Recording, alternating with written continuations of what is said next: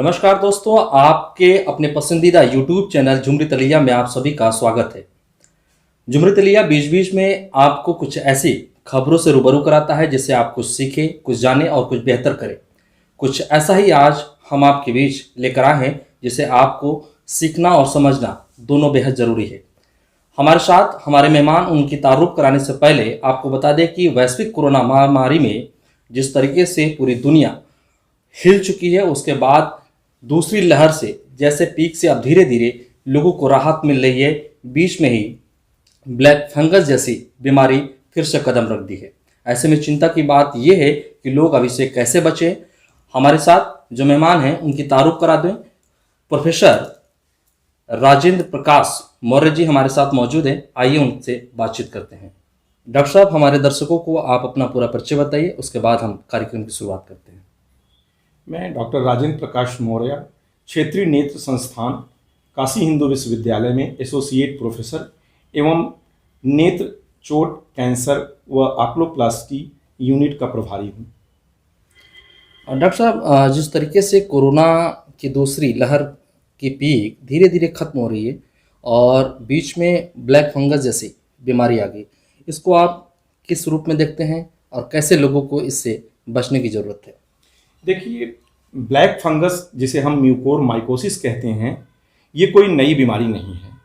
ये बहुत पहले से लोगों में होता रहा है। जिन लोगों की प्रतिरोधक क्षमता बहुत कम है, जैसे कि डायबिटीज़ के मरीज या अनियंत्रित डायबिटीज़ हो, या जिनको किसी भी प्रकार का कैंसर हो, या अंग प्रत्यारोपण के उपरांत उनको प्रतिरोधक क्षमता कम करने की दवाओं का सेवन करना हो, या व्यक्ति में किसी भी तरह से कोई भी इम्यूनो कॉम्प्रोमाइज्ड हो, तो ऐसे लोगों में सामान्य रूप से नाक में पाया जाने वाला ये फंगस, जो हमारे वातावरण में भी होता है, मिट्टी में भी होता है, वो एक तरह से शरीर के अंदर प्रवेश कर जाता है और म्यूकोर माइकोसिस या ब्लैक फंगस नामक बीमारी को करता है। इसको बचने के लिए लोगों को सबसे पहले तो फंगस से बचाव करना है, साफ सफाई का ध्यान रखना है, अपनी इम्यूनिटी को बढ़ा के रखना है। अगर वो डायबिटिक या मधुमेह के रोगी पहले से हैं तो उसका प्रभावी नियंत्रण होना चाहिए और अपनी इम्यूनिटी को स्ट्रांग रखेंगे। एक चीज़ और देखने को मिल रहा है, जैसे कि गंदगी, जैसे आपने कहा कि साफ़ सफाई से रहना चाहिए। कुछ लोग हैं कि जैसे आज जो मास्क लगाएं, कल उसी का फिर से इस्तेमाल करते हैं, तो क्या ऐसे लोगों को ज़्यादा खतरा है? देखिए, ऐसा है कि फंगस किसी भी तरीके से आपके शरीर में पहुंच सकता है या पहले से रहता है। हाँ, ये एक अलग फैक्टर है कि अगर आप एक ही मास्क को लगातार यूज कर रहे हैं और मास्क गंदा है और गीला है, नमी की वजह से फंगस उसमें आ सकता है। एक ये कारण है। बाकी आप अगर घरों में साफ सफाई नहीं करते हैं, आपके घर में झाले पड़े हैं, या आप जिस कमरे में रहते हैं उसमें अगर खिड़कियां नहीं हैं, प्रॉपर वेंटिलेशन नहीं है, हवा का आदान प्रदान नहीं हो रहा है, तो ऐसे लोगों में भी संभावना बनी रहती है कि फंगस आपके सांस के माध्यम से, आपके नाक के माध्यम से फेफड़े में पहुंच जाए। ब्लैक फंगस शरीर पर किस तरीके से हमला करता है? ब्लैक फंगस सामान्य रूप से हमारी नाक के अंदर जो झिल्ली होती है, जिसको हम नेजल म्यूकोसा बोलते हैं, अगर वो किसी कारण से क्षतिग्रस्त हो जाए, जैसे कि कोरोना वायरस के संक्रमण के दौरान भी हो जाता है, जुकाम के रोगियों में भी हो जाता है, या आप मान लीजिए गंदे हाथ से अपने नाक को साफ करते हैं, नाक की पपड़ी को साफ करने के लिए, तो वो चोटिल हो जाता है। तो ऐसे में जो सामान्य रूप से म्यूकर फंगस हमारे नाक के अंदर है या वातावरण के हवा में है, वो नाक के माध्यम से होते हुए साइनस में और साइनस के माध्यम से होते हुए नेत्र गुहा यानी ऑर्बिट में चला जाता है। और अगर प्रॉपर इलाज नहीं किया जाए तो वो ऑर्बिट से आँख के पीछे से होते हुए ब्रेन में पहुंच जाता है, जिसको हम बोलते हैं कि राइनो ऑर्बिटो सेरिब्रल म्यूकोर माइकोसिस। ये ब्लैक फंगस की एडवांस स्टेज होती है और ये जानलेवा होती है। डॉक्टर साहब, हमारे दर्शक जानना चाहते हैं कि कोरोना वायरस का क्या है कनेक्शन इससे, ब्लैक फंगस से? देखिए, ब्लैक फंगस के मामले कोरोना से ठीक हुए मरीजों में बहुत तेज़ी से बढ़ रहा है। कोरोना काल से पहले केवल मात्र 0.15% लोगों में ब्लैक फंगस देखा जाता था। इसका प्रमुख कारण है कि कोरोना वायरस एक तो हमारे शरीर की प्रतिरोधक क्षमता कम कर देता है, हमारे पैंक्रियास पे अटैक करके जो लोग डायबिटिक नहीं है, मधुमेह के रोगी नहीं हैं, उनको मधुमेह का रोगी बना देता है, क्योंकि उससे इंसुलिन की गुणवत्ता कम हो जाती है। प्रतिरोधक क्षमता कम होना, डायबिटीज़, अनकंट्रोल डायबिटीज़ का होना। तीसरी चीज़ कि ये वायरस जो है नाक की जो झिल्ली होती है उसको क्षतिग्रस्त करता है, जिससे ये सामान्य फंगस आराम से नाक और साइनस में पहुंच जाता है। चौथा सबसे महत्वपूर्ण कारण है कि कोरोना वायरस के संक्रमण के उपरांत शरीर के अंदर सीरम फेरेटिन, आयरन की मात्रा बढ़ जाती है। तो ब्लड में आयरन की मात्रा बढ़ने से जो आयरन लोड बढ़ता है, उससे फफूंदी का ग्रोथ, उसका बढ़ना और फैलना बहुत तेजी से हो जाता है। तो ये 3-4 कारण हैं जिसकी वजह से कोरोना वायरस ब्लैक फंगस को आमंत्रित करता है। डॉक्टर साहब, हमारे दर्शक ये भी जानना चाहते हैं कि कोरोना की दूसरी लहर में सबसे ज़्यादा केसेस ब्लैक फंगस के देखे जा रहे हैं। पहली लहर में आखिर क्यों नहीं रहा ब्लैक फंगस, क्या वजह है? देखिए, ऐसा है कि ब्लैक फंगस कोरोना वायरस का जो संक्रमण दूसरी लहर में हुआ, वो एक म्यूटेंट टाइप का वायरस था जो बहुत ही घातक था, और वो बहुत शीघ्र ही अधिकांश लोगों में फेफड़े से, नाक से होते हुए फेफड़े तक पहुंच गया। तो स्वाभाविक है कि जब ज़्यादा लोगों को कोरोना वायरस का संक्रमण होगा, जबकि पहली लहर में आपने देखा होगा कि बहुत कम लोगों को कोरोना वायरस का संक्रमण हुआ, तो जब पॉपुलेशन में ज़्यादा लोग प्रभावित होंगे तो स्वाभाविक है कि उनकी इम्यूनिटी कम होगी और ज़्यादा लोगों को ब्लैक फंगस हो, पहला कारण। दूसरा कारण कि कोरोना वायरस का जो दूसरा लहर में संक्रमण हुआ, उसमें ज़्यादा लोगों को ऑक्सीजन की ज़रूरत पड़ी। ज़्यादा लोगों में देखा गया कि वो पैनिक होकर के अधिक से अधिक स्टेरॉयड का सेवन करने लगे, बिना डॉक्टरी सलाह के स्टेरॉयड का सेवन करने लगे, ज़्यादा दिन तक लिए, ज़्यादा मात्रा में स्टेरॉयड का सेवन किए। इसके कारण से ब्लैक फंगस की संभावना भी ज़्यादा है सेकेंड लहर में। डॉक्टर साहब, एक अहम सवाल ये है कि इस ब्लैक फंगस से कैसे बचा जाए, और इस बीमारी को जिस तरीके से लगातार इसका दायरा बढ़ रहा है, ऐसे में अब गांव की तरफ भी इसका पैर पसर रहा है, तो क्या लगता है कि आने वाले दिनों में इसका आंकड़ा कितना बड़ा होगा? कैसे बचाया जाए लोगों को? कैसे आप लोगों को सलाह देना पसंद करेंगे? जैसा कि आज की तारीख में आप देख रहे हैं कि कोरोना वायरस का संक्रमण काफ़ी कम हो रहा है, लेकिन कोरोना वायरस से ठीक हुए व्यक्तियों में अभी भी ब्लैक फंगस के मरीजों की संख्या बढ़ रही है। और आज की तारीख में अगर देखा जाए तो देश में करीब 9,000 से 10,000 के बीच में ब्लैक फंगस के मरीज हैं, और ये ब्लैक फंगस के मरीज अभी भी बढ़ते रहेंगे। उसका प्रमुख कारण तो यही है कि कोरोना वायरस के वे रोगी जो हाई रिस्क पेशेंट कहलाते हैं, यानी कि उच्च जोखिम वाले मरीज, उनको कोरोना के लक्षण के बारे में नहीं पता है।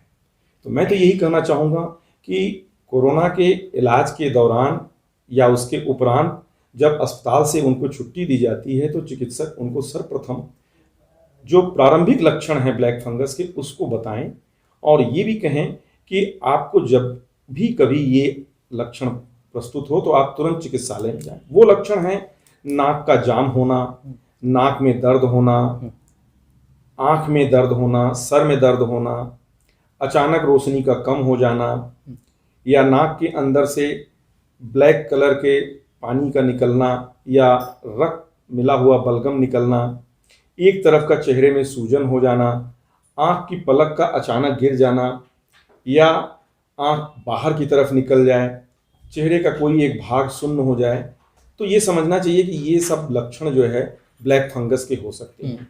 ऐसे में तुरंत अपने चिकित्सक से, आँख नाक कान गला विशेषज्ञ से संपर्क करना चाहिए। वो आपका सीटी स्कैन, एमआरआई ज़रूर कराएंगे, और कंफर्म करने के लिए नाक के अंदर से एक स्वाब लिया जाता है जिसमें फफूंदी का कल्चर करके देखते हैं कि ब्लैक फंगस के स्पोर हैं कि नहीं हैं। तो इस तरीके से प्रारंभिक लक्षण को जानते हुए और जितना शीघ्र हो सके इलाज के लिए अस्पताल में पहुँचें, तो उससे जो है बहुत हद तक कोरोना वायरस से बचा जा सकता है या उससे ठीक किया जा सकता है उचित इलाज के माध्यम से। डॉक्टर साहब, दर्शक ये भी हमारा मतलब एक सवाल उनके दिमाग में चल रहा था कि गांव में जिस तरीके से फंगस बढ़ रहे हैं, कोरोना के पेशेंट बढ़ रहे हैं, तो जो बेसिक दवाइयाँ हैं, ताकि गांव से शहर आने में उनको बहुत समय लगता है, तो बेसिक ऐसी दवाइयाँ हैं जो उससे उपचार शुरू हो जाए और गांव शहर से आते-आते फिर उनके अच्छे से इलाज हो सके। देखिए, ऐसा है कि आपने कहा कि ये बीमारी गाँव में फैल रहा है, लेकिन मैं कहना चाहूँगा कि ये बीमारी गाँव और शहर में बराबर है।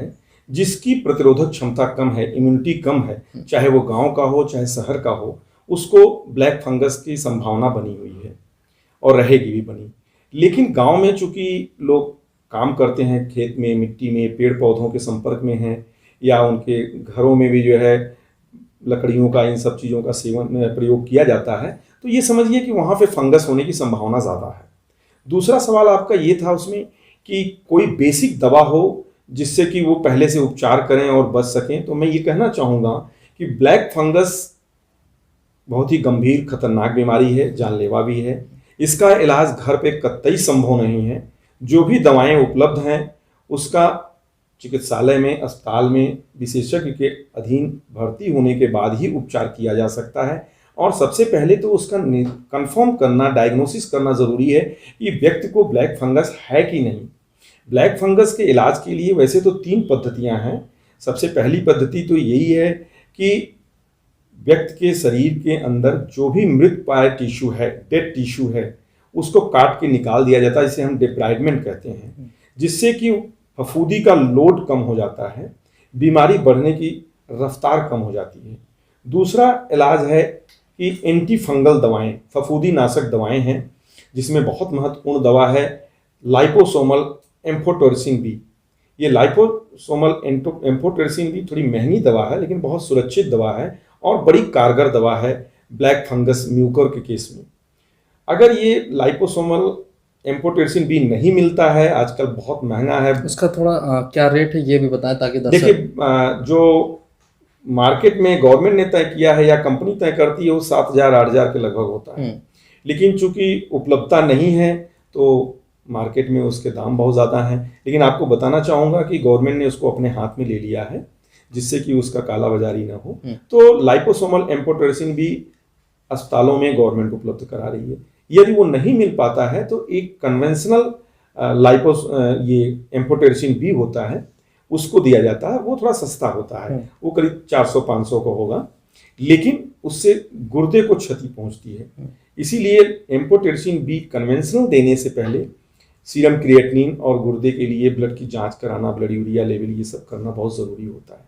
अगर दोनों इंजेक्शन नहीं उपलब्ध हैं तब तीसरा एंटी फंगल है, जिसको हम बोलते हैं पोसाकोनाजोल। इसका टैबलेट भी आता है और इंजेक्शन भी दिया जाता है। तो एक तो पद्धति हो गई कि डिब्राइडमेंट, डेड टिश्यू को निकाल देना। दूसरा एंटी फंगल यानी कि फफूंदी नाशक दवाओं का सेवन प्रयोग करना। और तीसरा है कि जो मेन कारक हैं जिसकी वजह से ब्लैक फंगस तेजी से बढ़ता है, उदाहरण के तौर पे डायबिटीज़, मधुमेह, अनकंट्रोल डायबिटीज़ को कंट्रोल करना बहुत ज़रूरी है। मतलब कि कोरोना के मरीज इलाज के उपरांत ठीक होने के बाद अपना ब्लड शुगर जरूर समय समय से कराते रहें। और ब्लड शुगर यानी कि डायबिटीज़ का एक प्रभावी नियंत्रण होना चाहिए, कंट्रोल में रहना चाहिए, अन्यथा ब्लैक फंगस की संभावना ज़्यादा रहेगी। तो इस तरह से इलाज की तीनों पद्धतियां उपलब्ध हैं, हम लोग तीनों पे साथ साथ अमल करते हैं। लेकिन यहाँ फिर एक बार बताना चाहूँगा कि ब्लैक फंगस का इलाज घर में नहीं है, उसके लिए आपको हॉस्पिटल में एडमिट होना, डॉक्टर की देखरेख में ही ये एंटी फंगल दवाएं या शल्य क्रिया तो अस्पताल में ही हो सकती है। डॉक्टर साहब, बड़ा कौतूहल का माहौल बना हुआ है कि लोग भाप और कूलर की हवा से जो ये ब्लैक फंगस है ये बहुत तेज़ी से बढ़ रहा है, इसमें कितनी सत्यता है? देखिए, ऐसा है कि ब्लैक फंगस मैंने बताया कि ये जो फफूंदी है ये सर्वव्यापी है। ये हमारे वातावरण में है, हमारे घर के हवा में भी है, हमारे नाक के अंदर भी पाया जाता है।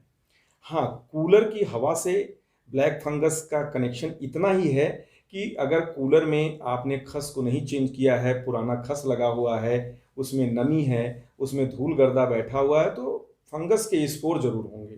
अगर आप डायरेक्ट कूलर के सामने हैं और उसके कण जो है आपके नाक से और मुंह से जा रहे हैं तो वो स्पोर आपके शरीर में प्रवेश कर रहे हैं। लेकिन अगर प्रतिरोधक क्षमता में कमी होगी या आपके नाक के अंदर कोई इंजरी चोट होगा, तभी वो फंगस अंदर प्रवेश करेगा।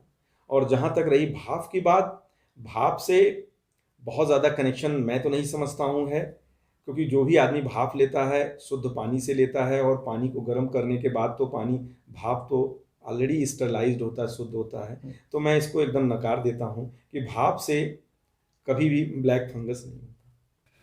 डॉक्टर साहब, बनारस में हम हैं और बनारस राजनीतिक लिहाज से भी एक अलग है और धर्म अध्यात्म के हिसाब से भी एक अलग पहचान है दुनिया में। तो बनारस में ब्लैक फंगस का इलाज कहाँ हो सकता है, कौन से हॉस्पिटल है, ज़रा हमारे दर्शकों को बताएं ताकि लोग वहाँ पर पहुँचकर जो भी इससे पीड़ित है वो अपना इलाज करा सकें।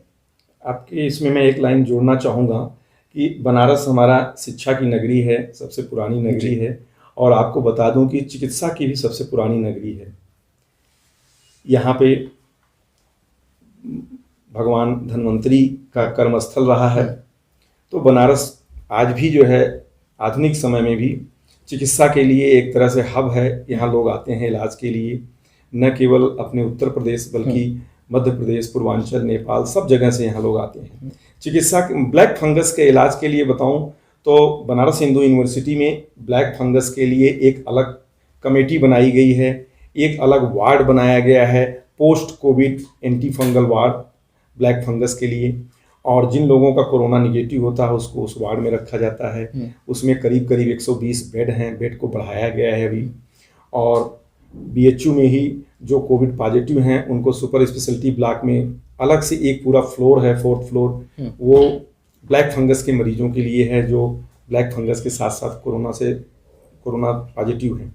दूसरा, हमारे चिकित्सा अधीक्षक डॉक्टर प्रोफेसर के गुप्ता साहब, डॉक्टर सौरभ सिंह, इन लोगों के प्रयास से 24 घंटे ऑपरेशन थिएटर आँख और नाक कान गले के चल रहे हैं, जिसमें कि वे ब्लैक फंगस के रोगी जिनमें एक्सेंट्रेशन की ज़रूरत पड़ रही है आँख निकालने की, या नाक के अंदर एक्सटेंसिव डिब्राइडमेंट की ज़रूरत पड़ रही है, या उनके जबड़े या ब्रेन में ब्लैक फंगस का संक्रमण हो गया है, तो एक मल्टी स्पेशलिटी टीम जिसमें neuro surgeon, maxillofacial surgeon, plastic surgeon और नाक कान गले और आँख के डॉक्टर तो सबसे अहम हैं, एक टीम है जो 24 घंटे काम कर रही है।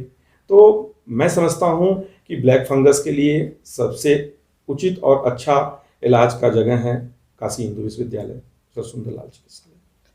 और सबसे चिंता की जो सवाल है वो सवाल ये है कि क्या ये कोरोना की तरह जैसा मृत्यु दर उसमें देखा गया था दूसरी लहर में, क्या ब्लैक फंगस के भी आंकड़े उसी तरीके से होंगे? क्योंकि लोगों के अंदर एक डर अभी भी दिख रहा है, लोग घरों से निकलना मुनासिब नहीं समझ रहे हैं, बहुत ज़रूरी काम है तभी निकल रहे हैं, और बहुत सारी चीज़ें, ज़रूरत की भी चीज़ें उनको चाहिए, लेकिन वो चाह कर भी बाहर नहीं निकल पा रहे हैं। देखिए, बचाव इलाज से अच्छा होता है, ये तो हम सभी जानते हैं। अगर वो घर से बाहर नहीं निकल रहे हैं तो ये मान के चलिए कि कोरोना संक्रमण से अपने आप को बचा रहे हैं, और कोरोना संक्रमण के उपरांत ब्लैक फंगस के रोगी बढ़ रहे हैं। तो ब्लैक फंगस से बचने के लिए सोशल डिस्टेंसिंग की ज़रूरत नहीं है, बल्कि कोरोना के उपचार के दौरान ही सावधानियां रखने की ज़रूरत है। जैसा कि आपको स्टेरॉयड का इस्तेमाल कम करें, अधिक समय तक ऑक्सीजन न लें, और ऑक्सीजन लेने की भी ज़रूरत है तो हाइजीनिक तरीके से उसका प्रयोग करें। तो ये चीज़ें तो बचाव की हो गई। दूसरी चीज़ कि आपने कहा कि मृत्यु दर, मैं कहना चाहूँगा कि कोरोना वायरस के दौरान भी मृत्यु दर अलग रहा है, और ब्लैक फंगस का जो मृत्यु दर है वो अलग है। सामान्य रूप से ब्लैक फंगस के रोगियों में जो मृत्यु दर निर्धारित है वो है 30 से 50%। अगर बीमारी जो है नाक और आँख तक सीमित है तो देखा गया है कि 30 से 50% ब्लैक फंगस के रोगी को मृत्यु देखा गया है आंकड़े में। लेकिन अगर यही बीमारी एडवांस स्टेज में हो जाए, ब्रेन तक पहुंच जाए, तो मृत्यु दर लगभग 80% हो जाता है। दूसरा, इलाज कब आपने शुरू किया ये भी मृत्यु दर को निर्धारित करता है। अगर आप ब्लैक फंगस का रोगी इलाज जो है 72 घंटे के अंदर शुरू रखता है या शुरुआत हो जाती है उसके इलाज की, तो मान के चलिए कि 30 से 50% रहेगा मॉर्टेलिटी रेट। लेकिन अगर इलाज आप 6 दिन बाद शुरू करते हैं, 1 हफ्ते बाद शुरू करते हैं, तो मृत्यु दर जस्ट डबल हो जाता है। ये रिसर्च और आंकड़े बताते हैं। जाते जाते एक और सवाल जहन में आ रहे थे, तो हमने सोचा कि आपसे पूछ लें कि रिकवरी जो ब्लैक फंगस का रिकवरी है, कितने दिनों में हो जा रहा है? लोग कब डिस्चार्ज होकर अपने घर पहुंच जा रहे हैं लोगों के बीच में? क्योंकि जिस तरीके से ये बढ़ रहा है, लोगों को चिंता तो है, लेकिन साथ में साथ ये है कि हॉस्पिटल से जाने के बाद अगर हम सही होते हैं तो कितने समय में सही हो जाएंगे और कब अपने लोगों के बीच में पहुंच जाएंगे? देखिए, ऐसा है कि ये कहना कि कितने दिन बाद मरीज डिस्चार्ज हो जाएगा अस्पताल से, ये निश्चित नहीं है और ये हर पेशेंट पेशेंट वैरी करता है। सामान्य रूप से जब एक बार हम अस्पताल में ब्लैक फंगस के रोगी को भर्ती करते हैं तो उसको एटलीस्ट 3 हफ्ते तक एंटी फंगल दवाएं दी जाती हैं। अगर बीमारी एडवांस स्टेज में है या यूँ कहें कि स्टेज 2 में है, जो साइनो ऑर्बिटल म्यूकोरमाइकोसिस यानी नाक और ऑर्बिट में आँख में पहुँच गया है, या अगर ज़्यादा नेक्रोसिस हो रहा है, टिश्यू डैमेज, तो हमें सर्जरी करनी पड़ेगी। शल्य क्रिया के उपरांत मरीज का हॉस्पिटलाइजेशन या हॉस्पिटलाइजेशन का जो पीरियड होता है वो बढ़ जाता है और पूरी तरह से ठीक होना भी निर्भर करता है पेशेंट की जो रोग की अवस्था है, उसकी इलाज का। केवल एंटी फंगल देने की ज़रूरत पड़ी, अगर माइल्ड है, हल्की बीमारी है ब्लैक फंगस की, तो इंजेक्शन दवा से पूरी तरह से आराम हो जाता है। लेकिन अगर एक्सटेंसिव है, बीमारी चारों तरफ फैल गया है, हमको ऑपरेशन करके जबड़ा भी काटना पड़ रहा है, आँख भी निकालना पड़ रहा है, तो ये मान के चलिए कि जब तक उसका घाव भर नहीं जाता है, रेगुलर ड्रेसिंग करनी पड़ेगी, इंजेक्शन दवाएं देनी पड़ेंगी, हो सकता है स्किन का ग्राफ्ट लगाना पड़े बाद में, तो हॉस्पिटलाइजेशन थोड़ा लंबा हो जाता है। तो ये निर्भर करता है पेशेंट के रोग की अवस्था पर और कौन सा इलाज हम मरीज को दे रहे हैं। एक सवाल और भी है और बहुत ही महत्वपूर्ण है। सवाल ये है कि कोरोना कर्फ्यू 30 मई तक समाप्त हो जाएंगे, क्या सरकार को कर्फ्यू और भी बढ़ाना चाहिए?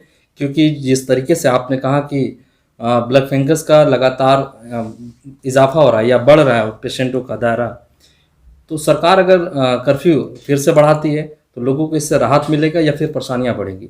देखिए, ऐसा है कि कोरोना कर्फ्यू का निर्धारण करना सरकार की जिम्मेदारी है, हमारी आपकी नहीं है, नंबर 1।